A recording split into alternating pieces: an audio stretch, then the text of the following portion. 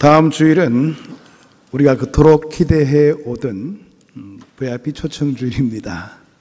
여러분들 한 분씩 마음속에 품고 열심히 기도해 오셨죠? 이제 다음 주일날 그분을 모셔 오셔야 합니다. 자신 있으시죠? 다들 좀 부담을 많이 가지고 계시는 것 같은데요. 사실 이런 부담들은 거룩한 부담입니다. 왜? 한 영혼을 구원하기 위한 그런 부담이니까 얼마나 하나님께서 기뻐하시겠어요. 성공 철학자인데요, 조지 워싱턴 커브라는 사람이 있습니다. 이분이 이런 이야기를 했어요.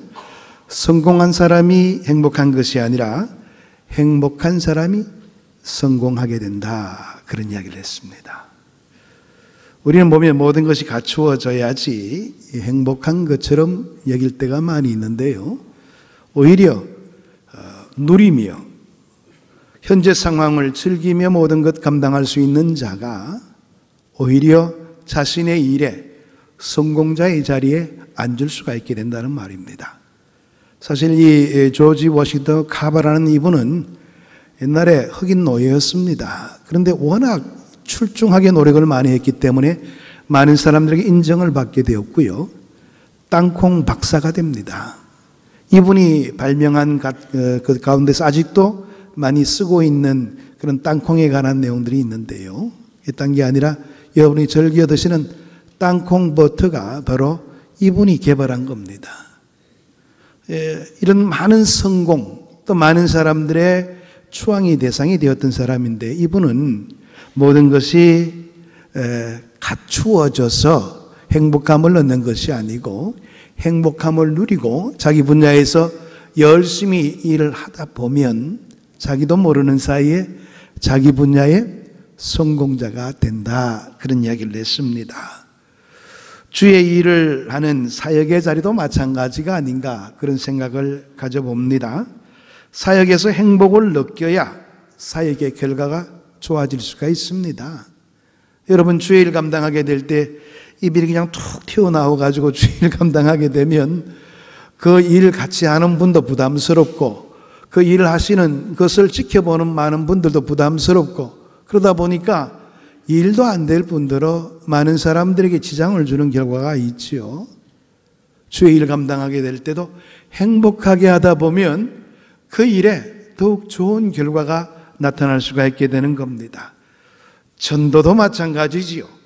억지로 하려고 하다 보니까 부담이 가고 또 마음속에 큰 어려움들을 가지는 경우가 있는데, 정말 행복한 마음으로 내가 살아온 내용들을 그대로 그 대상자에게 드러내면 되는 겁니다. 이미 우리는 많은 것들을 가지고 사는 사람이기 때문에 그런 것입니다. 여러분, 우리가 신앙생활 하게 될 때도 가장 우선시해야 되는 부분들은 신앙생활 자리에서 우리의 행복을 빼앗겨서는 안 된다는 사실이에요. 우리가 행복하지 않고서 어떻게 많은 사람들에게 전도할 수가 있겠습니까? 우리가 우리의 삶의 현장 속에서 진정으로 행복을 느끼지는 못하면서 예수 믿으라 어떻게 말할 수가 있겠는가 하는 점입니다. 그래서 이미 우리는 예수를 믿음으로 통해서 주님으로부터 많은 것들을 소유한 사람이니 허락되어진 자리에서 기쁜 마음으로 행복한 생활을 잘 감당하면 된다는 사실입니다.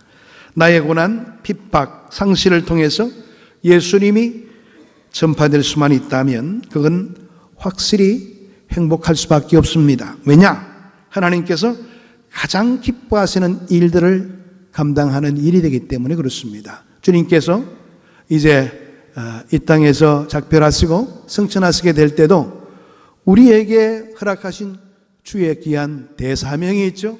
바로 복음을 증거하라는 사명입니다. 그러니까 주님의 기쁜 일들을 감당할 수 있는 우리의 삶의 모습, 내가 먼저 행복해서 그 일들을 감당하게 된다면 얼마나 좋은 결과가 드러날 수 있을까 충분히 생각해 볼 수가 있죠. 나의 죽음을 통하여 예수를 전할 수 있다면 그건 최고의 행복이라 이야기해 볼 수가 있죠. 우리는 그것을 순교라고 말합니다. 순교는 그리스도인의 최고의 영광, 최고의 행복의 자리입니다. 오늘 이 본문에서 사도 바울은 확신이 가득 차서 자신의 행복을 선언하고 있습니다. 바울이 이 행복을 선언한 그 자리가 고대 광실에서 진수성찬을 차려놓고 그렇게 증거했던 말이 아니라는 점에 있어서 오늘 그 귀중함이 더해진다는 것을 느껴볼 수 있습니다. 사도 바울은 쇠사슬에 매인 죄인의 몸으로서 행복을 선언하고 있었던 겁니다. 평소 행복을 느끼고 살던 사람도 손에 쇠고랑 차고서 행복에 겨워한다는 거, 이거 있을 수 있는 일입니까? 쉬운 일이 아니죠. 아마 그 마음 속에 내가 행복한 마음을 드러내고 싶어도 내 꼴이 이런 꼴인데 뭐 설사 내가 행복을 선언한들 누가 내 말을 들어주랴, 이런 생각이 앞설 겁니다.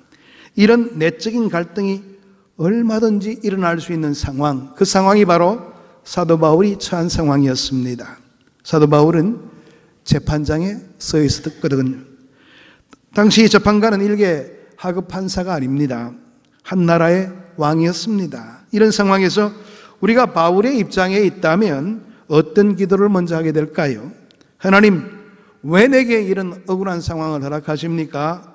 왕의 마음을 감동케 만드셔서 즉시 내가 석방될 수 있도록 그렇게 해 주십시오. 이게 바로 우리가 할 수 있는 기도가 될 겁니다. 그러나 본문에서는 사도 바울은 이렇게 이야기합니다. 저 왕도 나처럼 되기를 원합니다. 매인 것 외에, 내가 쇠고랑 찬 것 외에 저 왕도 나와 같은 사람이 되기를 원합니다. 이게 바로 사도 바울의 기도였습니다. 얼마나 역설적인 선언입니까? 바울은 포박된 몸으로 재판하는 아그리빠 왕 앞에 서서 당신도 나같이 되기를 원하나이다, 그렇게 말하고 있는 겁니다. 당신도 나처럼 행복하게 되기를 원합니다. 이것이 사도 바울의 이야기였지요. 얼마나 놀라운 선언입니까? 재판정에 쓰여있는 지금 바울을 한번 여러분들 머릿속에 그려보시기를 바랍니다. 2해 동안이나 감옥에 갇혀 있었으니까 얼굴은 창백해져 있을 것이고 그동안 부실한 음식으로 연명했으니 얼굴에는 영양실조의 기미가 역력하게 보였을 것입니다. 자유로이 움직일 수가 없어서 건강 상태가 좋을 리가 없겠지요. 의복은 나무누했고 행색은 초라했습니다. 일반 사람들의 눈으로 바라보게 된다면 불행하고도 불쌍하게 보일 수밖에 없는 그런 상황이었습니다. 그러나 이런 상황 속에서 바울은 자신의 행복과 영광을 당당하게 증거하고 있었습니다. 이런 모습이 진정한 그리스도인의 모습이 아닐까요? 현실에 얽매이지 않고 하나님과 나 사이의 관계를 진실하게 바라볼 수 있고 하나님께 내 삶을 드리는 것이 나의 본분임을 깨닫는 사람이라면 이런 자리에 설 수가 있게 되는 것이지요. 바울은 도대체 무엇이 그토록 행복했을까요? 첫 번째는 자신이 구원받은 사건, 이 하나가 자신의 행복과 기쁨이 되었던 겁니다. 29절 하반절의 말씀, 방금 이야기했던 말씀이죠. 나와 같이 되기를, 이 말의 의미는 어떤 뜻을 가지고 있는 겁니까? 우선 이 말은 나 바울처럼 예수 믿고 구원받은 사람이 되라, 이런 뜻을 가지고 있는 내용의 말씀이지요. 다메섹 도상에서 부활하신 예수님을 만나기 전 사도 바울은 흑암의 권세 아래에 있었습니다. 그때는 사울의 이름을 가지고 생활했을 때였지요. 그는 예수 믿는 사람을 잡아 죽이는 일이 자신의 사명이요 천직인 줄 알고 있었던 사람이었습니다. 회당마다 찾아다니면서 박해의 칼을 휘둘고 있었지요. 그것도 모자라서 외국에 있는 그리스도인들을 찾아내어서 그들을 죽이기 위해서 다메섹으로 갈 정도였습니다. 거기서 그는 살아계신 예수님을 만나볼 수가 있게 되었지요. 사울아 사울아 네가 어찌하여 나를 박해하느냐? 주님 누구십니까? 도대체 당신은 누구십니까? 나는 내가 박해하는 예수라. 그렇게 주님의 음성을 듣게 될 수가 있게 되었지요. 여기에서 사울의 인생이 완전히 천안점에 이르게 되는 특별한 역사가 일어나게 되었습니다. 아, 내가 하나님을 섬긴다는 게 오히려 하나님을 박해하는 일이 되고 말았구나. 그들이 내 형제 자매인 줄 알지를 못하고 누명을 씌워서 감옥에 가두었고 채찍질하면서 죽음에 이르도록 만들었구나. 나는 흑암의 권세에 사로잡혀서 내 하는 짓이 무엇인지 알지 못했던 죄악 덩어리였구나. 비로소 주님을 만나고 나서 확실하게 자신을 돌아볼 수 있는 기회를 가질 수가 있게 되었습니다. 그는 그 땅에서 땅을 치며 후회했습니다. 눈물을 흘렸습니다. 물 한 모금 마시지를 못하고 자복하며 회개하는 모습을 보였지요. 그 후 그는 전혀 새 사람이 되었습니다. 예수 믿는 자를 박해하던 자가 변하여 오히려 예수를 증거하는 전도자가 되었습니다.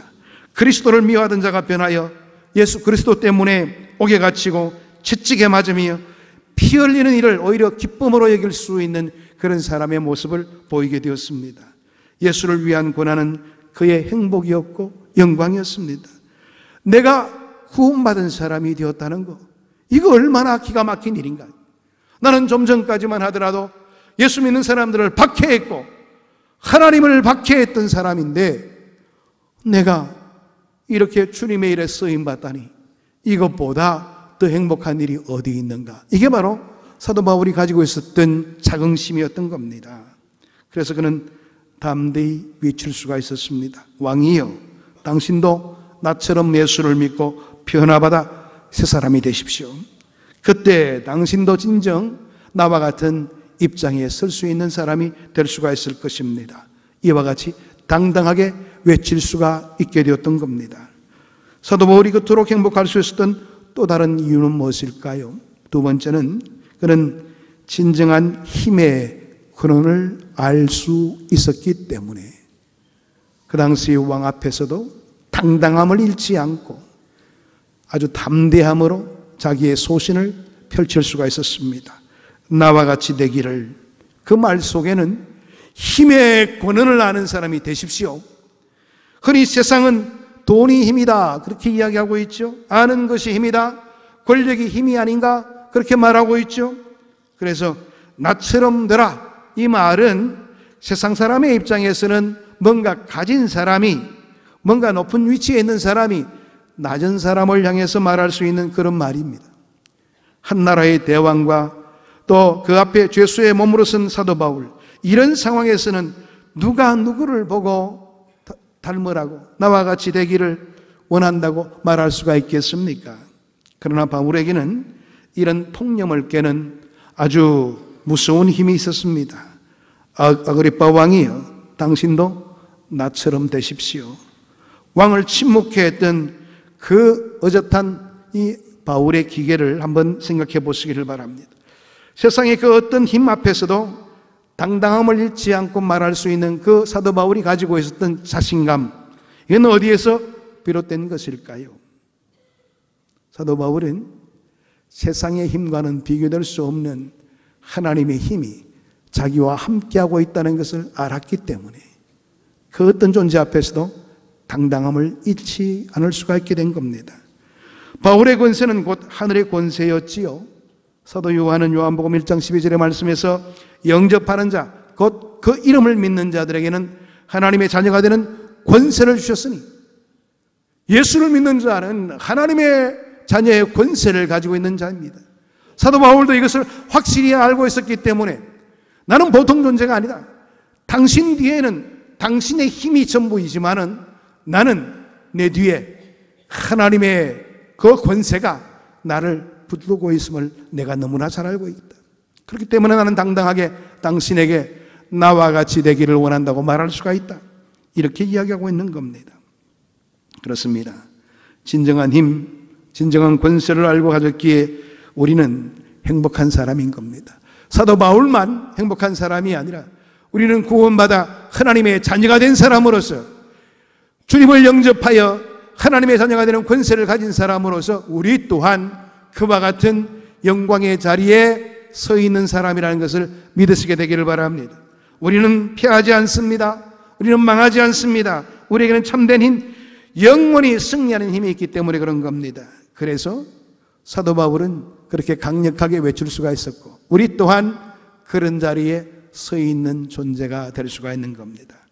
사도 바울이 자신의 행복을 선할 수 있었던 세 번째 이유가 있습니다. 바울은 그 어떤 환경 속에서도 매이지 않는 자유인이기 때문에 그렇게 담대히 이야기할 수가 있었습니다. 지금 바울 앞에 버티고 앉아있는 아그리빠 왕은 세상의 영화와 번세와 명예의 상징이었지요. 그러나 바울은 그를 조금도 부러워하지 않았습니다. 부러워하기는커녕 이 왕도 자기와 같이 되기를 원하는 그런 열망으로 가득 차 있었던 것이지요. 실상요, 그 당시에 아그리빠 왕은 보잘것없는 왕이었습니다. 왕이라고 이야기하기에도 정말 창피할 정도였습니다. 지금 그 아그리빠의 왕은 이 사도 바울과 만나는 자리에 버니게라는 그런 이복 여동생과 함께 했습니다. 그런데 그 당시에 파다했던 소문이 뭐냐? 자기 이복 동생과 근친상간의 관계를 가지고 있다고 그렇게 소문이 나와 있었습니다. 말은 왕이지만 그는 실권이 없었습니다. 로마의 총독 앞에서도 떨 정도였습니다. 로마의 황제 앞에서 감히 설 수 없는 존재지요. 그런 비참한 현실을 사도 바울은 너무나도 잘 알고 있었습니다. 당신도 그런 어려운 자리에 거하지 말고 나와 같이 자유롭게 그리스도 가운데서 자유함을 누릴 수 있는 자가 되기를 원합니다. 이게 바로 사도 바울이 아그리빠 왕에게 증거했던 귀한 내용의 말씀이었던 겁니다. 다시 말해서 왕관을 쓴 노예가 되기보다는 무관의 자유인이 되기를 원합니다. 죄악의 포로에서 벗어나 세상 그 무엇에도 매이지 않는 영혼의 자유함을 얻게 되기를 원합니다. 바울의 몸은 투옥되어 있었고 손발은 묶여 있었지만 그의 심령은 한없이 하늘을 날며 자유로운 영으로서 담대함 가운데 그렇게 아주 중요한 위중한 말을 서슴없이 할 수 있는 위치에 서게 된 겁니다. 바울, 그는 예수에 미치고 복음에 미쳤던 사람입니다. 미칠 만큼 행복했던 사람, 행복한 전도자, 그가 바로 바울이었던 겁니다. 본문 24절에 의하면 바울의 간증을 듣고 있던 베스도 총독이 바울을 향해서 이렇게 이야기했습니다. 바울아, 네가 미쳤도다. 내 많은 학문이 너를 미치게 한다. 그렇게 이야기를 했습니다. 바울의 중생 체험을 도무지 이해할 수 없었던 그들의 눈에는 바울이 미친 사람으로 보일 만도 했습니다. 사도 바울이 전하는 복음의 내용을 도무지 납득할 수 없었던 그들로서는 미쳤다는 이야기를 할 수가 있겠죠. 죽은 자의 부활, 하나님의 심판, 영원한 천국 같은 이야기가 세속적인 인간에게는 황당무계한 이야기로 들릴 수가 있을 것입니다. 바울아, 네가 미쳤도다. 네 많은 학문이 너로 하여금 미치게 했다. 한마디로 미친 소리 하지 말라는 그런 이야기입니다. 사실 바울은 한때 학문에 아주 미쳤을 때가 있었지요. 또 유대 종교에 미쳤던 때가 있었습니다. 그러나 지금은 학문이 아니라 유대 종교가 아니라 오직 예수 그리스도에게만 미쳐 있다는 것을 알 수가 있습니다. 로마서 1장 16절의 말씀 보게 되면 내가 복음을 부끄러워 아니하노니 이 복음은 모든 믿는 자에게 구원을 주시는 하나님의 능력이 됨이라. 주님께서 나에게 허락하여 주신 이 복음의 귀한 사건은 믿는 자에게 구원을 주시는 하나님의 능력이 된다. 그러니까 내가 이 복음에 집착하지 않을 수가 없고 이 복음에서 만족감을 누리지 않을 수가 없다 이거예요. 사도 바울은 예수를 핍박하던 자신을 거두어 주신 주님의 사랑에 감격해 할 수밖에 없었던 겁니다. 주의 사랑의 노예가 되어 사명의 노예가 되어 말씀의 노예가 되어서 최선을 다람질하는 그런 모습을 보이게 된 겁니다. 사람은 어차피 무엇인가 미쳐야 살 수가 있다고 그러지요.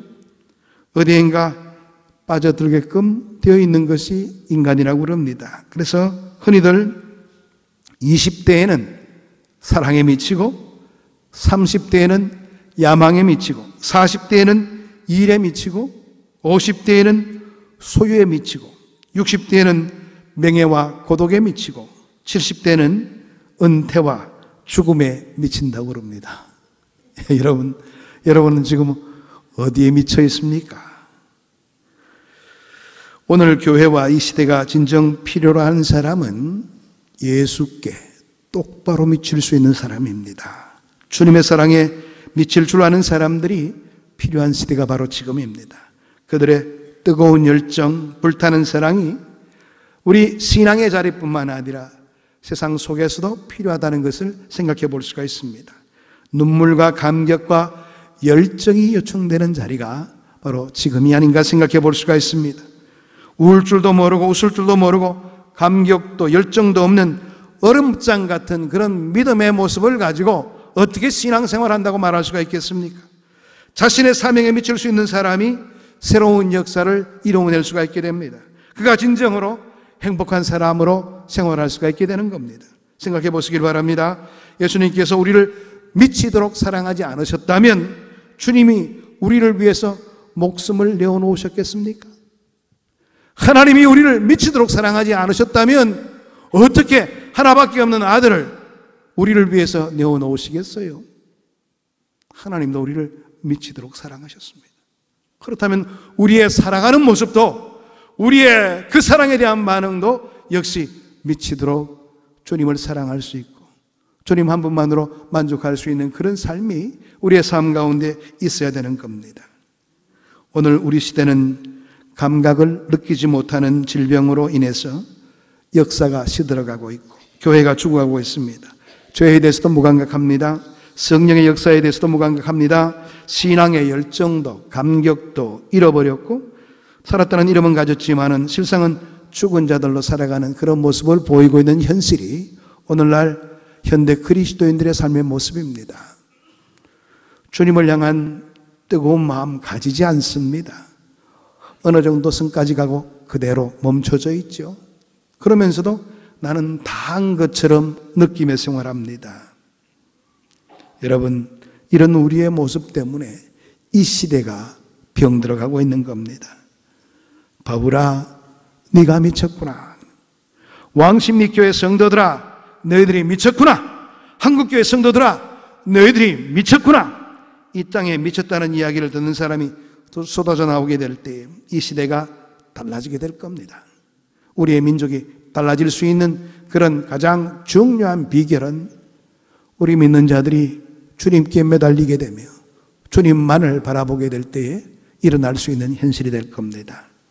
예수 천당을 외쳤던 최건능 목사님이 내 조국 스코틀랜드를 구원할 수 없다면 차라리 죽음을 주십시오, 이렇게 외쳤던 존 락스가 오늘 한국교회 대사라 나야 된다는 겁니다.